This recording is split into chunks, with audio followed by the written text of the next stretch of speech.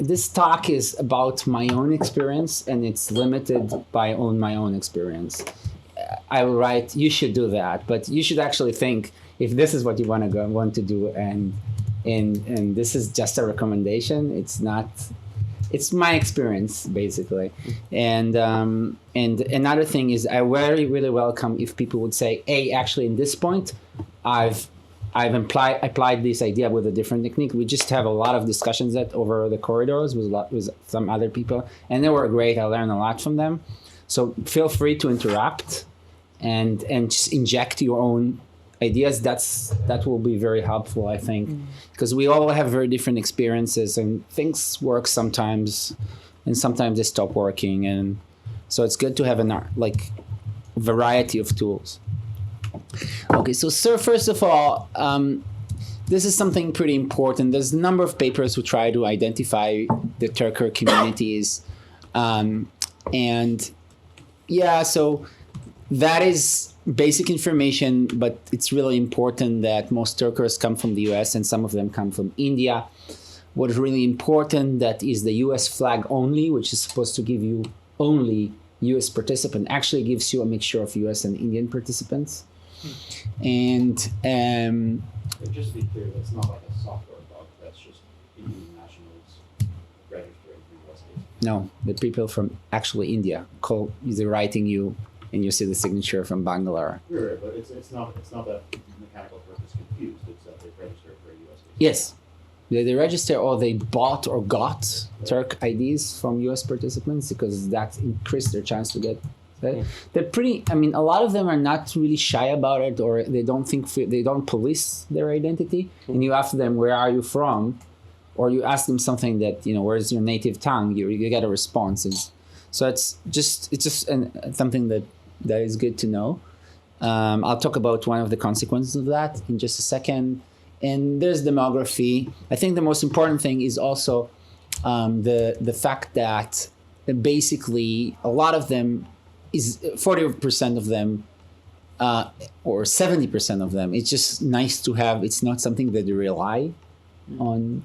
So it's a combination of people who you do it for money, but the money is like just an incentive gamification of their time. It's not that a lot of them are not doing it just for the money, but I think the money is really part of the gamification of the thing. So they will really, really be sad if they don't get enough compensation according to their own standards, and then it's going to destroy their fun if you screw them. So even though money is not necessarily what's motivated them, they're gonna, in many cases, be minded about being fair and all of that, because that's a part of the game. Do you have an interpretation for the fact that nobody sticks around for 2+ years?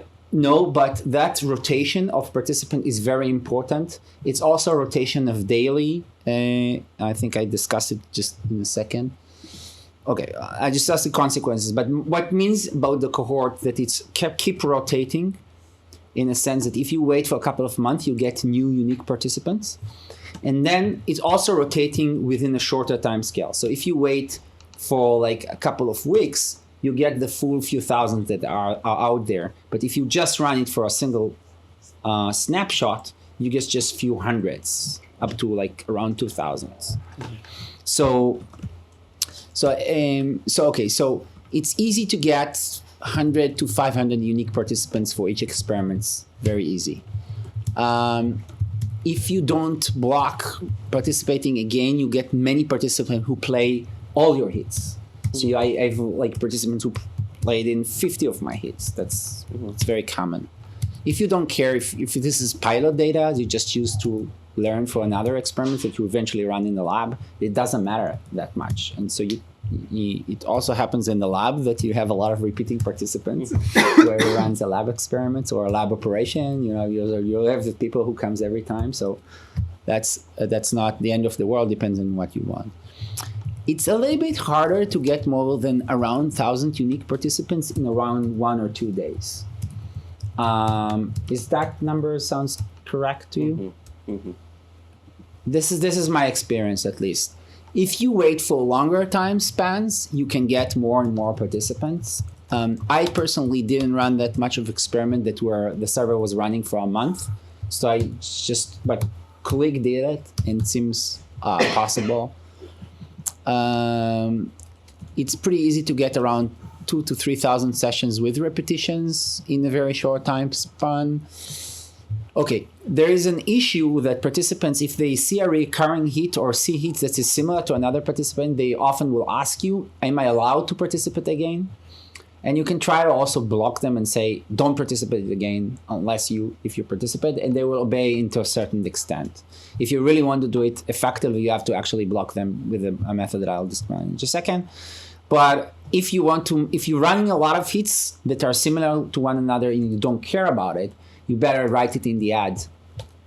Just say, if you're seeing a similar hit, you're allowed to participate again. That will help and save the time.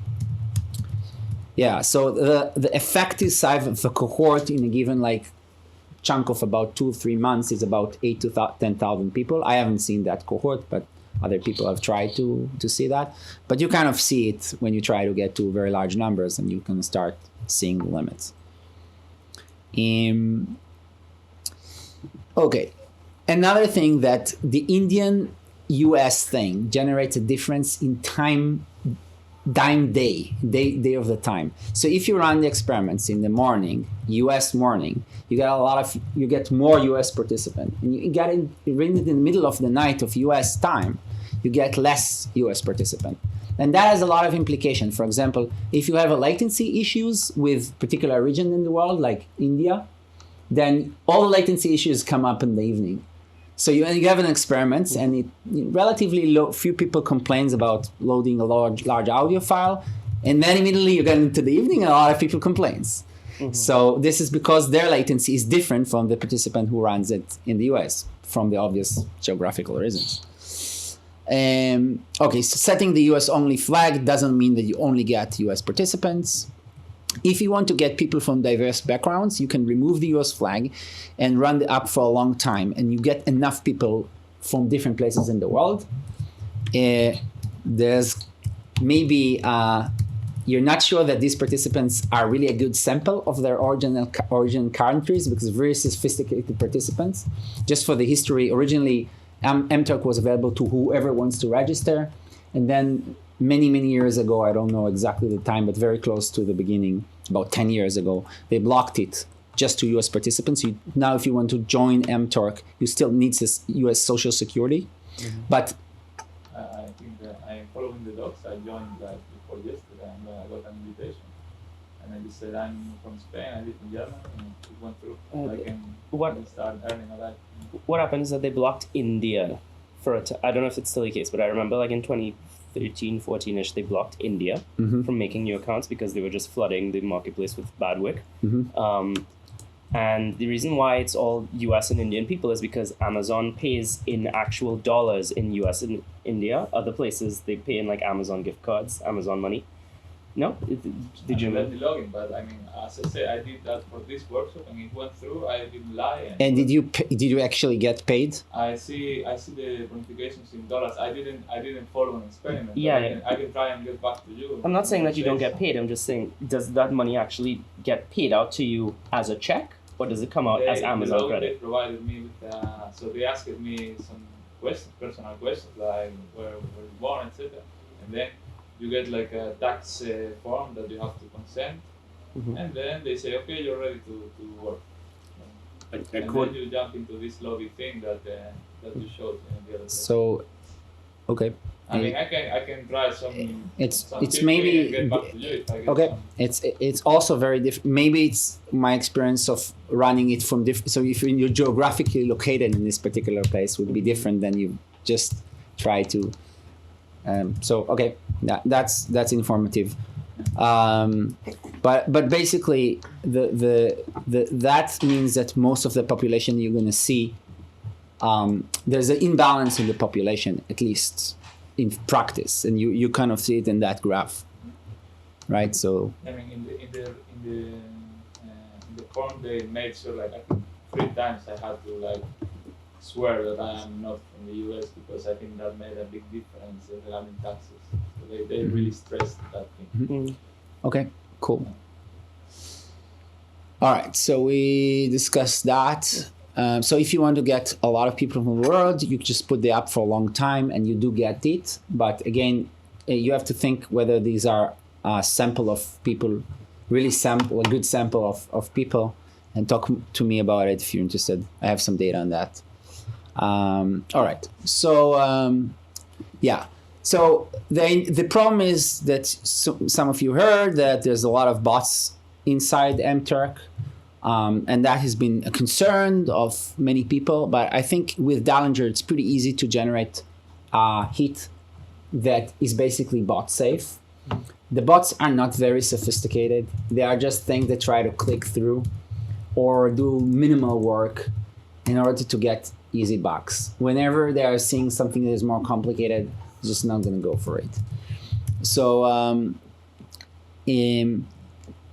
so first of all, I think the last point is the most important one, is having a screening task, which just blocks the bots. And we'll discuss towards the end, the all bonus strategy, which is something that I've been used very effectively. And that also solves the problem. And another thing that I discovered that a lot of those, so this is relevant less for the bots and more for the kind of, in the beginning of the experiment, you got a lot of participants who just want to click through the entire thing. And so they will just click through. And if it does work for them, they will accept the heat and continue click through. If they see it's a lot of clicking, or it seems to be them slow or going to be require some thought, they will abandon the heat. So you immediately see it. When you deploy the heat, you'll see lots of them coming in, then abandon the heat. Some of them will go through. So those people, if you just pick in the beginning steps, some next and things that slows them down, that will help. So what I do is in the training phase, I just put more button to press, like next. And then for 10 tries, I get it. Then gets them out of the system. And when you go to the real experiments, you can remove those things. So, and it's with Turk, it's easy. With Dallinger, it's very easy. In the training phase, you just add something in the API, and then you take it in the JavaScript, and then you take those bottom away when you get to the real experiment. It's something. There's no necessarily, but a lot of examples in Turk have like the training networks and the test network. So the training network happens first, and then you get the test networks. This is a common strategy in Dallinger experiments. So the training setups are supposed to familiarize them with the task. You're not using real data, and then they come to the test data. What prevents these toxic users from jumping in again? They can't because the only you get an agent by an agent. The agent first fill the backend is responsible for it. The agent fills the training network, and then it goes to the test network. You can see a number of examples of that like that. So if you just adapt that and you make the training a little bit different, more slower than the test, then it will help. Something that I found very useful to make these bots go away is that at first my instructions I write something like, later on in this task we will address the letter A and in the keyboard as left and the letter L as right. Please remember them, and we will go back to it soon. And 2 instruction slides later, I say to proceed, please press the left button and then the right button.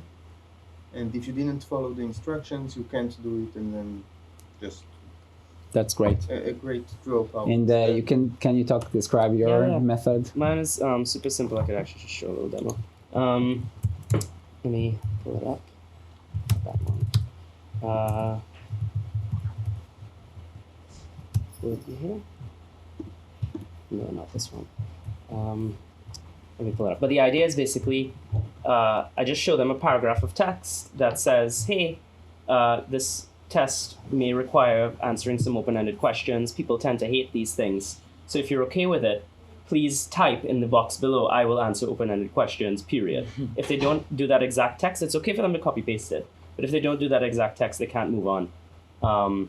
And it's really lowered my attrition rates. People always finish practically. And I don't get any problems. Why is that? Like, what is the connection between that statement and... Bots can do it. Bots. What is the connection between which statement and leaving? The statement, I will answer open-ended. It doesn't matter. It's just copy-paste and bots don't do it. Bots won't do it, A. And B, the participants, the paragraph is like about 6 sentences long, and it says, we are doing science. our livelihood depends on getting good data. If people drop out, our data are bad. Please don't drop out. Lots of people drop out for the following reason. They don't like answering open-ended questions. So if you're okay with not dropping out because you're going to see some open-ended questions, type out this thing. I will answer open-ended questions. Is that actually true? Yes. Like people drop out of the debriefing time? People drop out at attrition. I literally had someone yesterday email me saying, if you want to ask open-ended questions, you need to be paying more money. So she's I mean, the only open-ended questions you ask. like in like the debriefing form, it's Right. what strategies did you use? Type like 15 characters. They are open-ended. People hate them.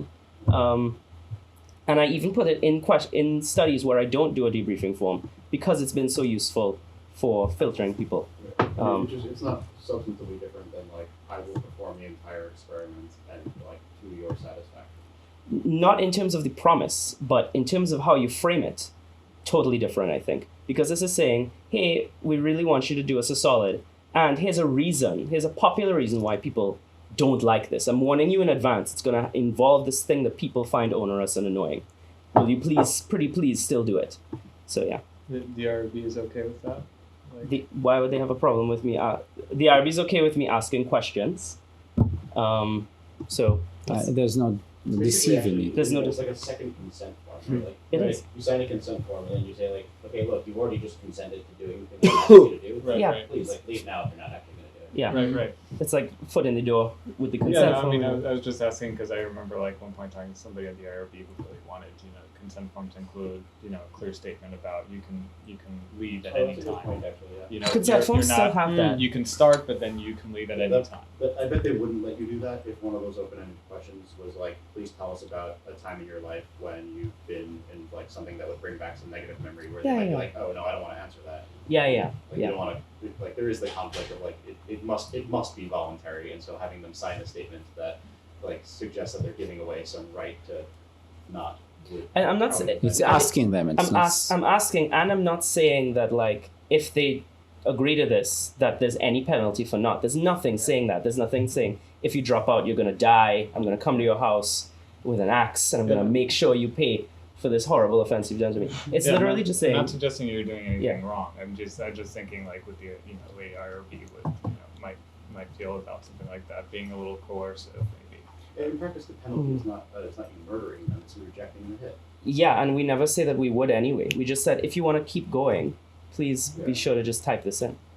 So we used to do something like that, and we found a third type of user, which are hybrids. Those are participants who are start your task, and after this part, let the bot continue. And then we needed to remove them, but it's something that actually requires you to read and understand stuff, and then they don't want to program into their bot that left means one thing and right means the other. But that still requires them to read and understand stuff because they have to put text into a box, right? But it's in the same page, and then the bot can run until it comes to something that it can proceed, and then the person look at the screen, do this copy paste, and continue. Oh, and then you say that and we actually had like bad data from these kind of participants. Right. So Not a lot of them. But it depends on how you want to do it, right? So the nice thing about Dallinger and maybe other systems that people use is that you have this data check or attention check thing, right? So there are ways to check your data to see if it's garbage, and the bot is going to produce garbage data. The easiest way in our lab that we use now is retest reliability. So if you do 100 trials of your experiment, 10 to 20% of those are repeats. And you just see how well does their second test correlate with their performance on the first one. If it's below 0, you know that person is doing absolute noise garbage. If it's 0 or below, anything positive is like a very conservative criterion, and you can. I'm gonna describe something a little bit more elaborate in that direction, which is a screening task along those lines. So we can discuss that. Okay, so so it's a couple of things. So sometimes you want to block participants from being repeated. So it turns out that actually Dallinger have a very, very nice support for that. The support is that you first assign a qualification. So a qualification is just a value in the MTurk system, which you can assign to a given person. has a lot of usage. We'll describe two of them in this talk, but there's more stuff that you can do it with it. It's basically the way to go in generating all sorts of stuff that you can otherwise not can really do. But the thing you assign the qualification. So first of all, you have to do assign qualification true. That will assign a qualification to everybody who finished the heat. Or even just accepted the heat. I'm not sure about it, but at least, probably just whoever just started the heat. And then there's another thing is called group names. So when you put this assigned qualification, you also put a group name. So for example, jokes. And then you put a qualification blacklist, could be jokes and puns. And then what happens is when Turkers comes to the website, to the Amazon website, if they have the qualification jokes, they would not see even your ad. So they're not going to see even the ad, because if you go to the MTurk system and you create a new hit, you can say this is going to be either visible or invisible to a given participant with a particular qualification. So with the invisible case, you basically block them from even interacting with your ad to start with. Of course, they can sign in a different account, and that's it. That's for them to do. But Turkers are not likely to do it because they like the user itself to get a lot of hits. So it's going to be a bigger multi-user. So they have a lot less incentive to split their time around multiple users. But I'm sure they also probably do it as well. But that's very effective, and you see it very quickly how if you run this in this mode, you have harder time to recruit the next 500, next 1,000 participants. And why use these words and not? No, the words are. Participant, or they see the word. I don't think they see the words, but it's just for you. You can use whatever you want.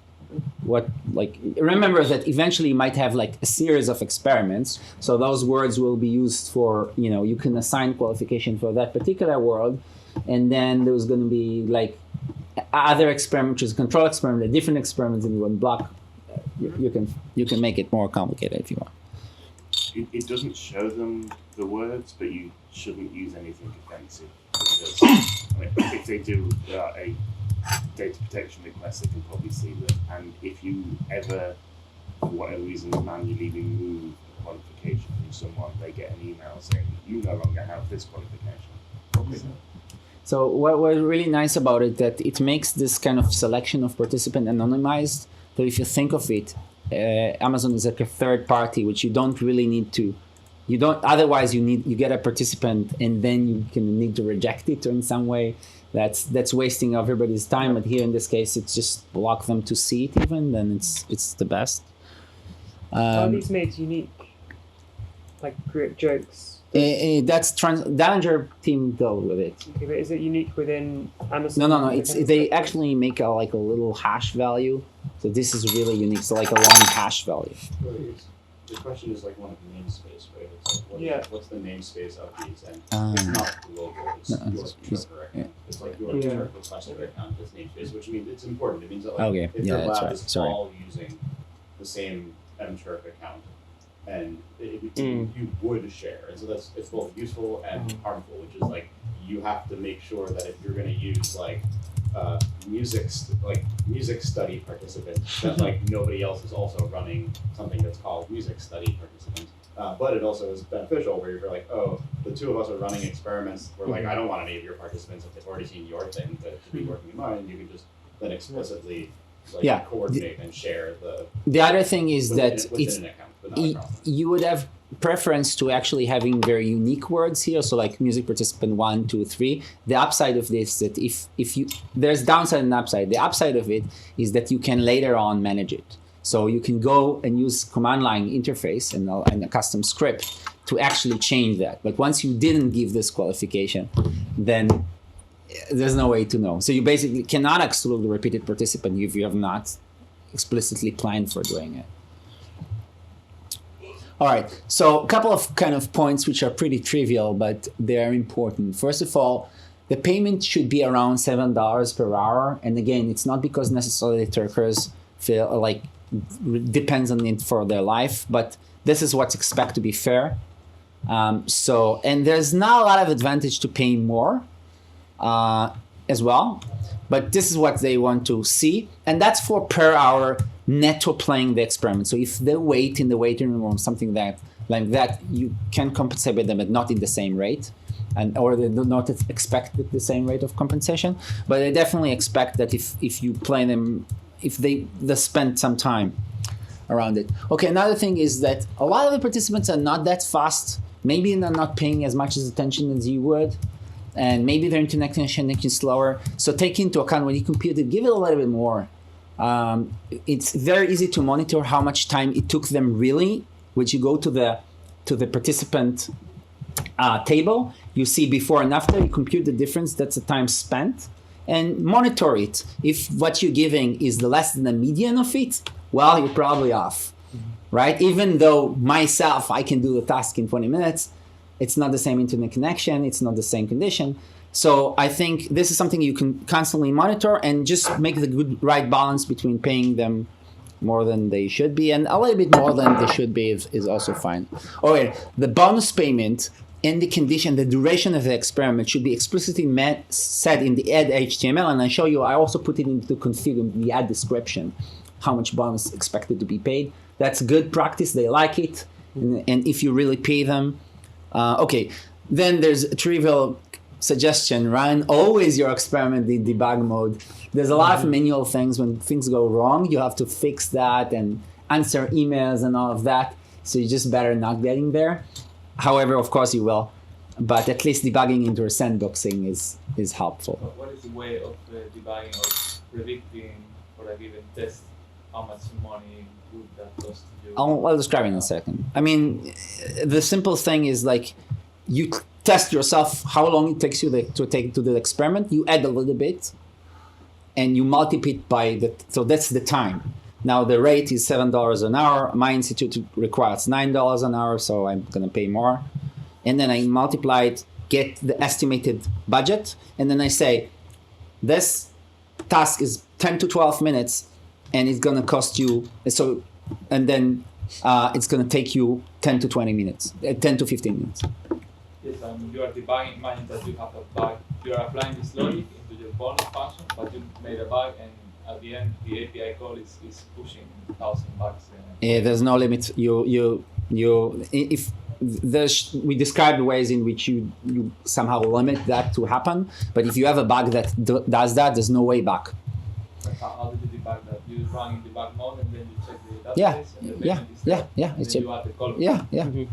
So you better check it in Sandbox. In Sandbox, you'll actually see transaction. They're fake because it's fake money. But you actually say, I paid $5, I paid $6. So, and you can see those transactions in the monitor that comes from Amazon MTurk. So that's simulate the whole thing. And then this is the way you discover it. Once Ofer, my colleague, had paid like a hugely big bonus to some participant. And eventually that participant contacted him and returned the money, like voluntarily returned the money, but that happens once. All right, so okay, open a separate Gmail account or whatever you want for the lab, monitoring all the incoming traffic.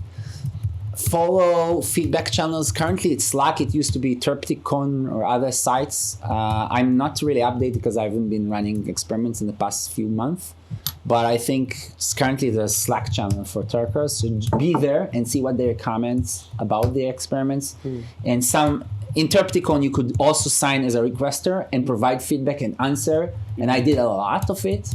Very well helpful. They recommend. They like it. So, but someone writes you a terrible review, and then you answer that, and then they change the review. The reviews are really important. You get a reputation among the Turkers. It's a repeated game. Fix recurring bug. Some participants will have slow internet connection. That's what we said about Turkers being in different places in the world. Okay, then the last thing is, if there is a way to get the money in the task without thinking at all, without doing the task, the Turkers will find it, and they also consider it morally okay to do it. So they think it's your responsibility to make the task in some way robust against it. So you can design the task in a way. You can think a little bit of designing a task, like designing a task for a lab. Design task for Turks requires some adaptation. So there are certain paradigms that will work in the lab without this extra thinking. But if you design into Turk, you try to find a design which is somehow robust to this thing. And I'll talk about it in just a second. No, can I just ask Yes. practicalities there? You said on a number of occasions that you should never reject a hit. So if you have something where someone can try and get ahead without doing the task. I'm going to suggest a strategy. Okay, yeah. Just a second. Yeah, cool. All right. Never reject the hit, okay? Just don't do it. It's considered rudeness, and it's impolite, and you get bad reviews, and people will just stop you doing your tasks. People may differ on this thing, but that's my own recommendation. Compensate whoever complains. People who got trouble to write you an email, they expect that you answer them. One exception that I had is a person who wrote me every single time, said my hit broke. And then I try to debug it, and he was never happy. So that participant, after the 10th time, I told him, if you see my hits, just don't participate. And then he didn't participate. And then after a while, he wrote me again an email asking for his compensation. And then I said no. But that's very rare. Other than that, just pay him. And I also paid him for this particular email, but I told him I'm not going to pay him again. And then he disappeared. Create a compensation hit. I'll talk about it in a second, how you do it, how you compensate participants. Or there's many strategies to do it, but this is one strategy. Yes, and one thing I discovered, when you generate a compensation hit, or you have in the Turk, like the thing that comes in the error, it's very useful, and it's become the Dallinger default, that they will describe the error. Mm-hmm. Even if it's a compensation hit, my requirement for them, I'm going to give you $2 for work that you didn't really do, right? Because something goes wrong in the first minute. Describe me how much time you spend, and what was the configuration of the computer, and what was the problem. And then I get this feedback, and I can debug things and realize what's the problem, and so on. And they're fine, because they get $2 for this just a little short description. All right. Compensation. Okay, so first of all, you can avoid compensation if there is a problem during the experiment. Sometimes you can solve it for the participant. A common problem is participant forgot to turn off the ad block. Nothing works for them. It's all white screen, but then you write them, and they write you, and then you write them back, and they can even continue without anything else. This is a common thing. But otherwise, try to correspond with them while they're doing the experiment. For example, common thing is they ask you if they can participate again because it wasn't clear whether it's a repeating task or not. Things like that. So that's very useful. Okay, so the compensation mechanism. Okay, so just in theory, so the way I'm doing the compensation is I'm qualifying them for a compensation hit. So whenever I need to compensate them, they write me, and when they write me, they write their Turk ID. Mm-hmm. Okay, and then I take their Turk ID and create a compensation hit, and compensate them by making that hit available to them because I qualify them to see the hit. Mm-hmm. And then I write them an email like that. Thanks you for working on the hit. I'm sorry about the error. The compensation you have is Columbia experiment compensation hit 4C. Then they take this string, search it in the ads, and because they are being qualified by me, they're going to see the compensation hit. Otherwise, they cannot do this hit. Mm-hmm. And the compensation hit just is a survey. Okay, so how you do it, a manual way is to create a new qualification. So you go to Amazon MTurk requester site, you go to manage, you go to qualification type, and then you create a new qualification. And there's a lot of experiments there's a lot of documentation how you do it, but once you get a new qualification, you just create a new qualification that has a name that is available to you, and also like have a long string that describes it uniquely in the system.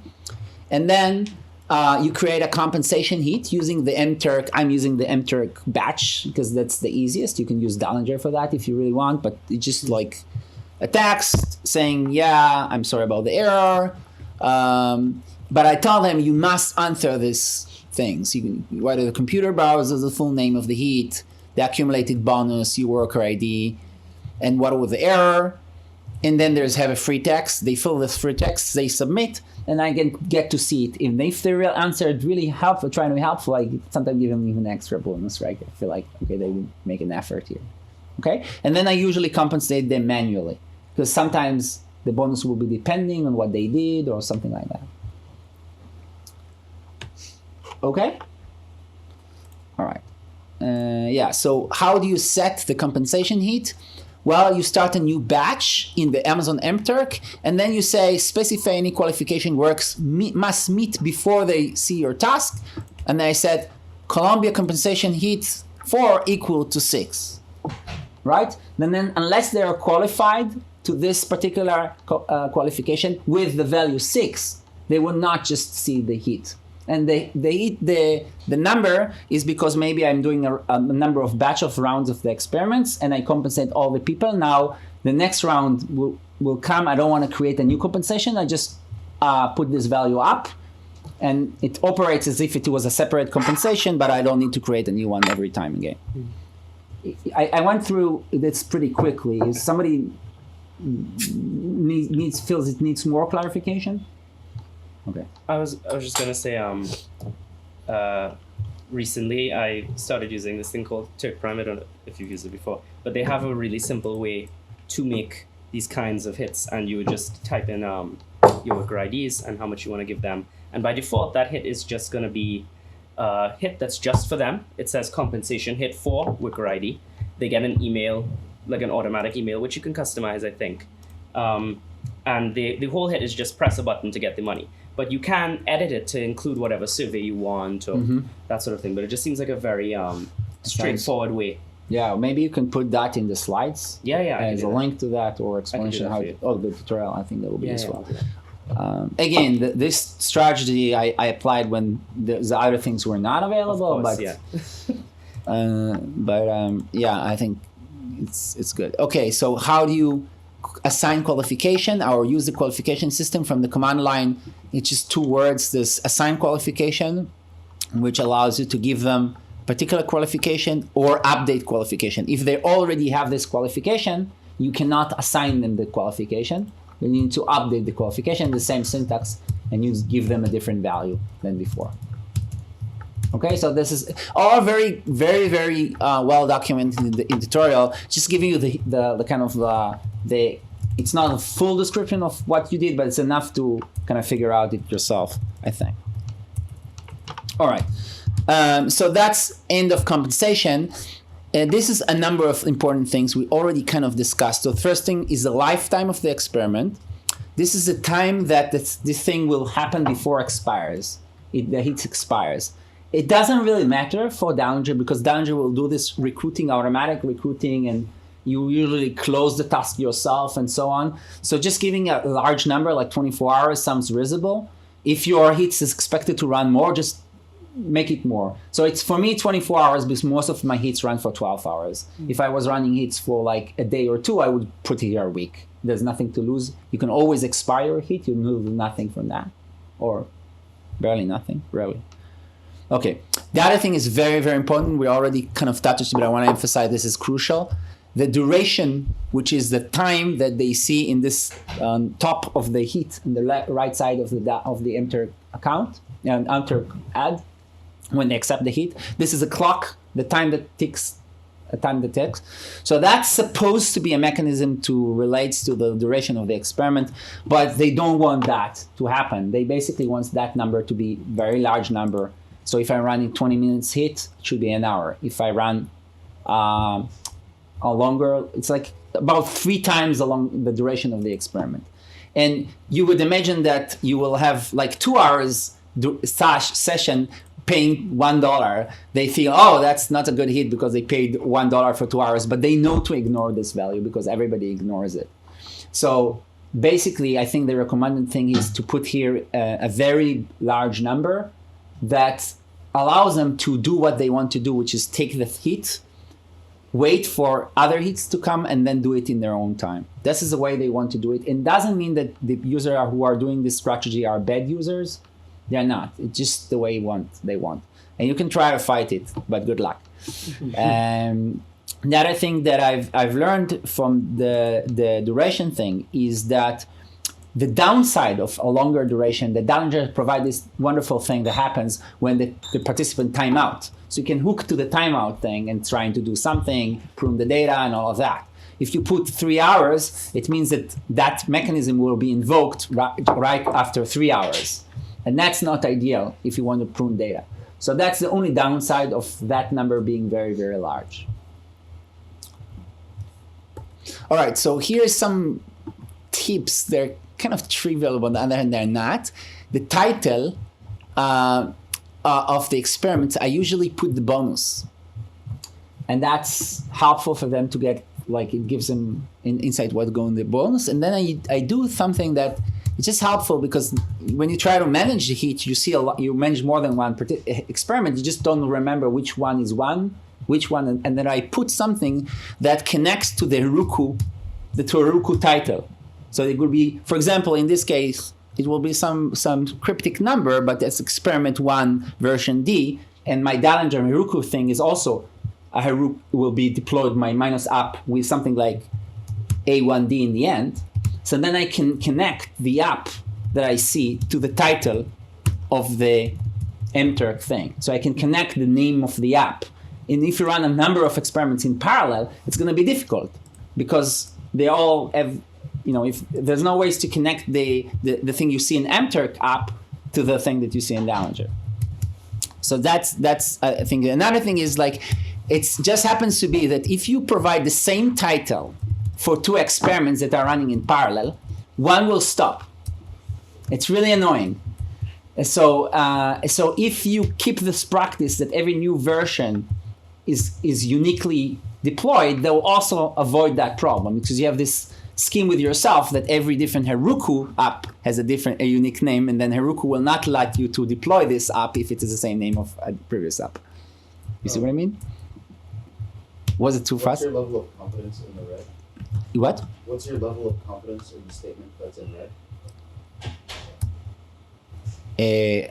At least in the, I haven't run experiments 3 months, but it's 100% correct. No. Be human. I can't do integration if you're gonna pick probability 1. I think it was correct. You really think there's no chance? If you don't change the title. Because I just that you know, I'm gonna predict 1 minus whatever probability you give. Okay, you just know that it's incorrect. I just want to know what certainty because it's happened to me so many times. If you really meant 100%, I will update my belief. I just don't really want to go all the way to 100%. Okay, I just saying that in the past, which is not the past 4 months, I've run many experiments and they made it consistently this error of not changing the title, and every time it stopped the experiment. Okay, so can I smooth you down to 0.99 or something? This talk is my own experience. The whole thing that I'm saying is my own experience. Maybe I'm doing something wrong in Dallinger, but the way that works in the past was like that. Okay, yeah, we should find this out because whatever you having noticed that happening a bunch of times is enough to shift my prior pretty far from where it was, which was I was 98% sure that you can have as many hits of with the same title as you want. And the reason why I think that is my standard is not to customize them. And basically, every hit that I ever ran using a particular experiment type called Greek Universe, which is called play a game or something. But you run them in parallel? That's the crucial thing. But it also feels like it might. You run a number of them in parallel? I think we have to think about what. What it does is stop recruiting new participants. Yeah, so we should dig into this. Okay. It may be that we're talking about very slightly different things, which is there may be some other configuration parameter that jointly controls. So then, there also is Can we see one of the config files? Is it? Okay. I don't have one right now. The one that I played before. Just any config.txt will have what I'm looking for. I just want to.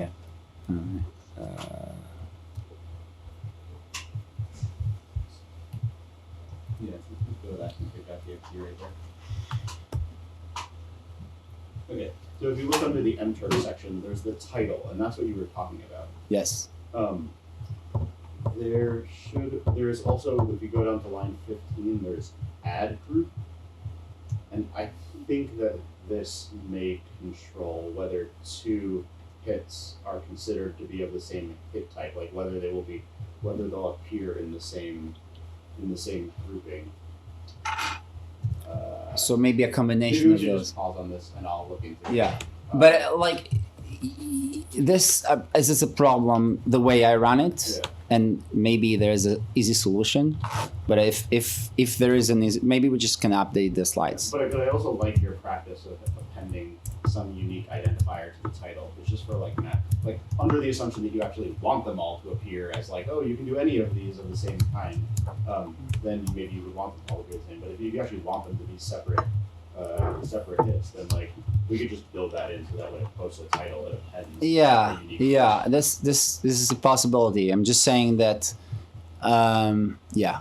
So that thing. Okay. So that thing we can take offline, but the reason for putting this unique version was not necessarily to avoid that. For like management managing of a lot of experiments together, just connecting them very easily. Mm-hmm. Is there a reason you don't use the whole Heroku app ID in that? You could. Okay. You could. I didn't use DLGR because it felt stupid. Yeah. No, but whatever comes after dash app. Yeah. Is there any security reason or anything? No, because they won't have anyhow that access to they have to go to that website anyway. Okay, so that's good. Okay, so then I'm presenting another thing. Again, this is my own approach to do it, and I've learned it from like the lab that I was in MIT when I was a postdoc, which also doing this method. So I think there's a couple of people who are doing this method. The method is everything is a bonus, and that will be the way to reject hits. So you start with a very small base experiment that just pays for a little filtering task. And that is fair for a very short filtering task. So if the filtering task is like 1 minute, it's fair to pay 10 cents for that task or whatever. Mm-hmm. And then declare that you're going to be doing this. So you're going to give them a very short bonus for a small task. And if they succeed in that task, they'll be transferred to another heat, which will be longer and then will take 10 minutes and then paid X amount of dollars. Mm-hmm. So you clearly state that. And then you include a filtering task. So this is how it looks. The basement is 10 cents. And then you say bonus up to another 90 cents. And then it will be something like that. Listen to sounds, require headphones. This is my screening task. In a second, I'll describe it. It's 10 seconds for 1 minute test with bonus of 90 cents and completion of the full task. And then I give a range of the time it's about to take. Mm-hmm. Now, you would think, oh, the basement is really super small. Turkers will not like it. But they know this game. You're not the only one who are doing it, that they're fine with this. And originally, I thought, okay, I give them 40 cents and 50 cents. But then I realized there's no point. They're not going to do it it doesn't matter. Mm-hmm. So you can put it as low as you take. It's just not fair. If the filtering task is long, it's not fair not to give them more money for their time, but it should be just in the rate of $7 per hour or whatever. How do they filter for the bonus? Like, how would they filter for total compensation? I think what I see is they see every ad that looks to them like interesting. They just accept it immediately and go and wait for it. So that's the strategy of most Turkers. It's just to accept everything. I see. And now and then they start knowing you. They know the requester, and that's a requester who pays in line, and he's good. And sometimes they search. I don't know if they searched before, but I think they just know that the requester. And there's an effect if you're a new requester or you haven't posted things for a long time, people will have actually tried because they feel exciting, it's going to be something new. So be excited and do the task in the beginning. You get a lot of good participants, and then it's not going to be as good as in the beginning. But Assuming the filtering task also has to have some duration to filter out people that don't wanna, as you said before, don't want to spend a lot of time. Yeah, so the filtering task is dual. It's also for disencouraging people. Duration? Also discourage people who don't really want to. What is the recommended duration? Like 1 minute is enough for filtering out the toxic workers. I'll describe you one possibility. Okay, so in the add HTML, you actually need to specify that, you must wear headphones to do this task. If your performance good, the hit action may continue a longer task, because you have to be specific about it in the ad. Otherwise, it's not fair, right? So in the ad, you provide all the details to them to make the decision if they want to do it. And then if you can provide feedback after every trial, what is the monetary compensation that they acquired? So if there's a right or wrong answer for your question, then Turkers love it. They see it's gamifying the story. It's just making it available for them. So I put something in the experiment HTML, stimulus 20 of 35, correct response 90%, estimate bonus for 4 hours, such so or such and such. They love it. The problem is that not all tasks could be an objective task which can provide feedback. For example, I've been working a lot with tasks that are preference, rate on a scale of 1 to 4, how much you like it, rate certain semantic thing that is it a song, is it green, is it something like that. You ask them something subjective, and then I use these following tricks to kind of do it. So in a subjective form, I perform a filtering task, and then I use the training. So the fact that they have training, right, makes you part of a lot of the Dallinger experiment is the train phase and test phase. You need to accustom them to the task and so on. So in the training phase, I provide them feedback in the end of the training phase, and I'll tell them how much consistent they were. The way you do it, for example, in a preference task, you repeat all the trials twice. And then you give them indication of how consistent they were with themselves, okay? And then you report some, for example, if you are interested of him using the entire rating scale, you can also provide them a histogram of how many times they use each of the rating scale options. So this kind of tightly linked to their responses, and they see that you actually monitor them, and then they're convinced that you are serious about it. So, for example, for this subjective task, the task is a subjective rating of sound, a scale of 1 to 4, dislike it, they like it a little, like it a lot. The instruction says explicitly you're not supposed to randomly select answers without listening. You're not supposed to use just one of possible options as an answer. And then you tell them, how do we make sure that you're actually listening? We're applying a machine learning algorithm, which is in this case a correlation test, and we only, we're gonna hear the same stimulus twice, and the only way you can do it without remembering all the stimulus and all your response is just be honest about it. So with these tricks, I made a very, very thorough comparison of preference experiments of all sorts in the auditory modality. I compared a group of participants in the lab, a group of Turkers, with and without these measures. And for tasks where you eventually basically get an average response, these things eventually averaged out. So those tricks mainly contribute to making the recruitment size bigger or smaller. But with these tricks, I was able to save about 30% of the recruiting cohort with obtaining the same level of consistency. So on the upside of it, these things are very important, especially if you want to convince your peers or convince yourself that people are actually doing the task. On the other hand, in many cases, you can just try to basically recruit more people if it's not critical that every participant will be good. In some tasks where there's a lot of dependency, you want to make sure that the participants actually are not spoiling your data, and then these tricks becomes more and more important. And this is just a very specific case study of like what I did for preference experiments, but it can give you an idea of how you take a task that a priori is not objective, and you make a trick so the participant believe that it's fine, and it works to a certain extent. Okay, then sometimes I give them a reminder. Your bonus will depend on the consistency test, so you have to really. So I put it in the experiment.html. I give them this reminder. They pop up now and then on the screen, and then after the training, I provide explicit.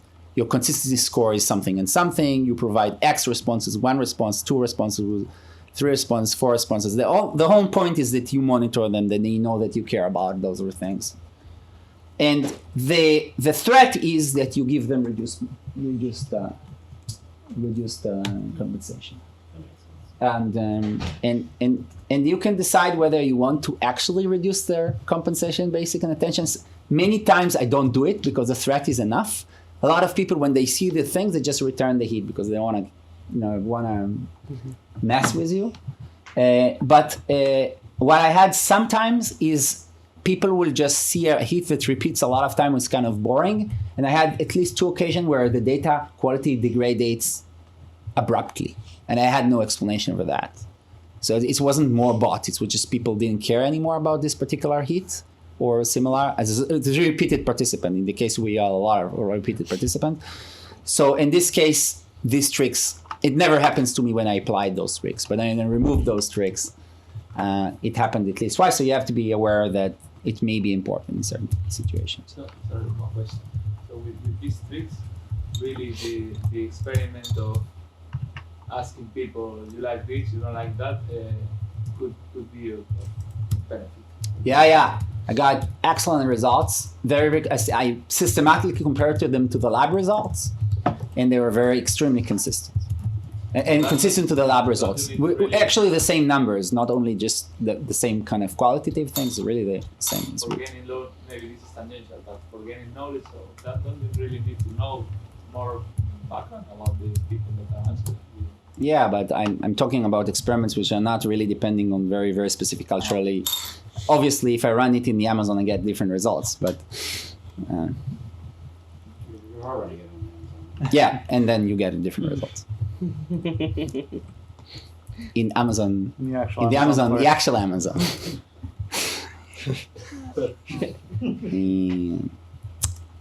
All right, so one kind of nice thing, it works only for the auditory modality, but it's really cool, oops. Which one? So I'm gonna play you something. And yeah. So, whoops. Yeah. So I'm going to play you a sound. Oh, yeah. And you already, if you see the sound, you already kind of see what happens. Nori Mary. All right, sorry. Yeah. Make it work. Maybe use it Oh, I'm sorry. That's right. Yeah, so let's try to play that sound. But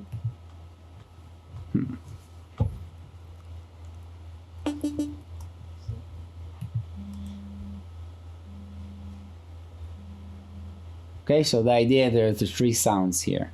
Okay? That was very quiet. That was very quiet. Let's try again so you hear it.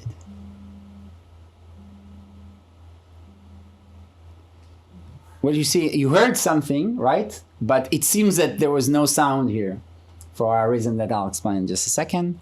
Can we return to the... Wait, have we heard something at the middle? There was something, yeah. I heard a little bit at the middle. There was something in the middle, right? Yeah. Yeah, I heard of it in the middle. Do you want to try that again? No, just go back. So I'll explain you the trick. All right, the trick that Kevin Woods, where is the... Okay, the trick that Kevin Woods come with and publish a paper who explains all about it, and if you write to him, you get the code for it. Is basically you playing in the right and left ear a sound which has a reverse phase. Okay, so if you play it through speakers, it cancel each other. If you play it through headphones, then each of the ears get the signal. So when I display you, there was something funny because you heard the tone, but in the middle there seems to be nothing. What happens is that this visualization take the left and right stereo channel, mix them together, and then they're literally zero, or very close to zero. However, if you play it, it will sound. Okay, so that thing means that if you play it with 3 speakers like that, then the middle tone will be the softest. But if you're playing with the headphones, the middle tone will be not the softest. It's a little bit funny feeling that the timbre changes a little bit. So if you do one of those, it's going to be a little bit difficult. But if you do 6 in a row, you kind of get it. And you ask the participant, you ask which is the quietest. Yes. Then you exclude yes, them. and you get 6 of them. So this task. Wouldn't this interference pattern be a function of the position? Like if you're in a spot. Yeah, if you go to that side of the room, it's not going to do that. That you can read the paper that did the simulation of like what would be the different pattern. It doesn't really make it completely cancel away because the speakers are not ideal, symmetric source.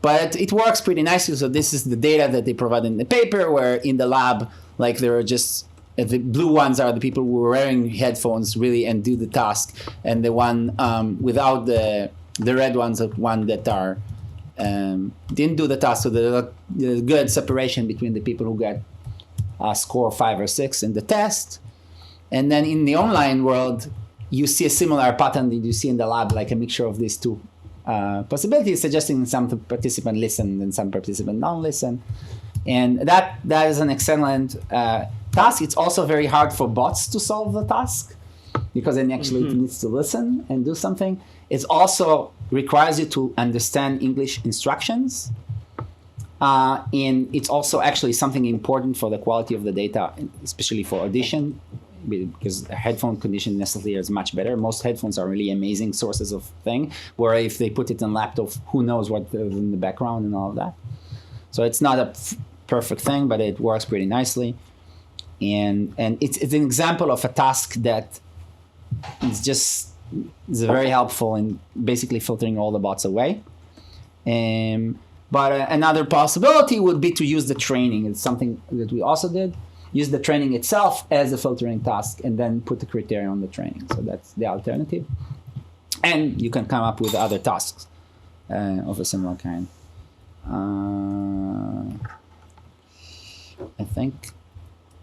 I think this is it. All right.